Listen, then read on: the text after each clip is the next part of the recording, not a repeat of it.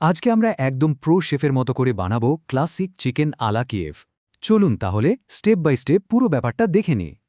তো আমরা পুরো রান্নাটাকে 5টা সহজ ভাগে ভাগ করে নিয়েছি। প্রথমে দেখব রেসিপিটা কি, তারপর লাগবে কি কি জিনিস, এরপর প্রস্তুতি, ফাইনাল রান্না আর একদম শেষে কিভাবে সাজিয়ে পরিবেশন করবেন। তাহলে সবার আগে জেনে নিই এই ক্লাসিক ডিশটা আসলে কি। এটা কিন্তু একটা কমপ্লিট মিল, যার আসল আকর্ষণটাই হলো মাখন ভরা চিকেন ব্রেস্ট। সহজ করে বললে চিকেন আলা কিয়েভ মানে হল মুরগির বুকের মাংসের ভেতর হার্ড বাটার ভরা থাকে। এরপর ওটাকে ব্রেড ক্রাম দিয়ে মুচমুচে করে কোট করে ভাজা হয়, আর সাধারণত এটা সার্ভ করা হয় ম্যাশড পটেটো আর হালকা গ্রিল করা সবজির সাথে। আচ্ছা, এবার আসা যাক উপকরণে। দেখুন, সবকিছু একদম প্রো কিচেনের মতো করে আলাদা আলাদা ভাগ করে সাজানো আছে, যাতে রান্না করতে কোনো অসুবিধাই না হয়। এই যে দেখুন, এটাকে বলে মাইজেন প্লাস, মানে রান্নার আগে সবকিছু হাতের কাছে গুছিয়ে রাখা।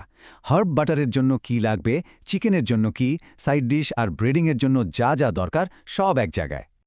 তো চলুন প্রস্তুতি শুরু করা যাক। আমাদের প্রথম কাজ হলো এই ডিশের আসল ফ্লেভারটা তৈরি করা, মানে হার্ব বাটার। খুব সহজ। একটা বাটিতে মাখন, কুচানো পার্সলে, থেতো করা রসুন আর নুন গোলমরিচ একসাথে নিয়ে নিন। ব্যাস, এবার ভালো করে মিশিয়ে এটাকে সাইডে রেখে দিন। এখন চিকেন ব্রেস্টে পালা। এটাকে মাঝখান থেকে খুলে একটা চপারের পেছন দিক দিয়ে আস্তে আস্তে চ্যাপটা করতে হবে, খুব সাবধানে, যেন মাংসটা ছিঁড়ে না যায়। হয়ে গেলে ভেতরে বেশ খানিকটা হার্ব বাটার দিয়ে টাইট করে রোল করে ফেলুন। এমনভাবে রোল করতে হবে যেন মাখনটা একদম ভেতরে সিল হয়ে যায়। এই রোলটা কিন্তু এখন সোজা যাবে ডিপ ফ্রিজে অন্তত 12-15 মিনিটের জন্য। এই স্টেপটা কিন্তু খুব জরুরি, এটা না করলে ভাজার সময় সব মাখন গলে বাইরে চলে আসবে। তো চিকেনটা যতক্ষণ ফ্রিজে সেট হচ্ছে, আমরা কিন্তু বসে থাকব না। এই সময়টাকে কাজে লাগিয়ে সাইড ডিশগুলো বানিয়ে ফেলি, কি বলেন? পারফেক্ট ম্যাশ পটেটোর জন্য একটা প্যানে একটু মাখন আর 1 চামচ হার্ব বাটার গরম করে নিন। এবার তাতে সেদ্ধ করে ম্যাশ করা আলু, ক্রিম, নুন আর গোলমরিচ দিয়ে দিন। এখন শুধু নাড়তে থাকতে হবে। নাড়তে নাড়তে দেখবেন সব একসাথে হয়ে একটা দলার মতো হয়ে আসছে। যে মুহূর্তে এটা হবে, সাথে সাথে কিন্তু আঁচ বন্ধ করে দেবেন, না হলে ক্রিমের যে একটা মোলায়েম ভাব থাকে সেটা নষ্ট হয়ে যাবে। এবার সবজি, ওই একই প্যান ব্যবহার করব আমরা।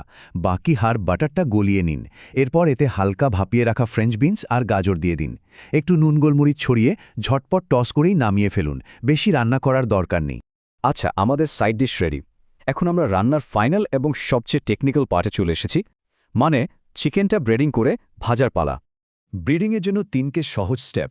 প্রথমে ফ্রিজ থেকে চিকেনটা বের করে ময়দায় ভালো করে ডাস্ট করে নিন। এরপর ফ্যাটানো ডিমে একদম চুবিয়ে নিন, আর শেষে ব্রেড ক্রাম্বে গড়িয়ে নিন। একটু হাত দিয়ে চেপে চেপে দেবেন, যাতে কোটিংটা ভালো করে বসে। জানেন, এই ব্রেডিংয়ের পেছনে একটা ছোট্ট সায়েন্স আছে।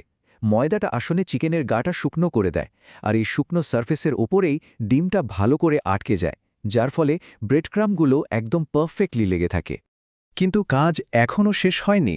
ব্রেডিং হয়ে গেলে চিকেনটাকে আবার ফ্রিজে রাখতে হবে, এবার কমপক্ষে আধ ঘন্টার জন্য। এই স্টেপটা কিন্তু একদমই বাদ দেওয়া যাবে না। এতে কোটিংটা সেট হয়ে যাবে, আর ভাজার সময় বাটার লিক করার কোনো ভয় থাকবে না। ওকে, ফাইনাল স্টেপ।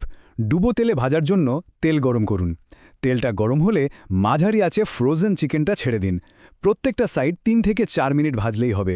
যখন দেখবেন সুন্দর একটা গোল্ডেন ব্রাউন রং এসছে আর ওপরটা ক্রিস্পি হয়ে গেছে, তখন তুলে একটা পেপার টাওয়েলে রাখুন।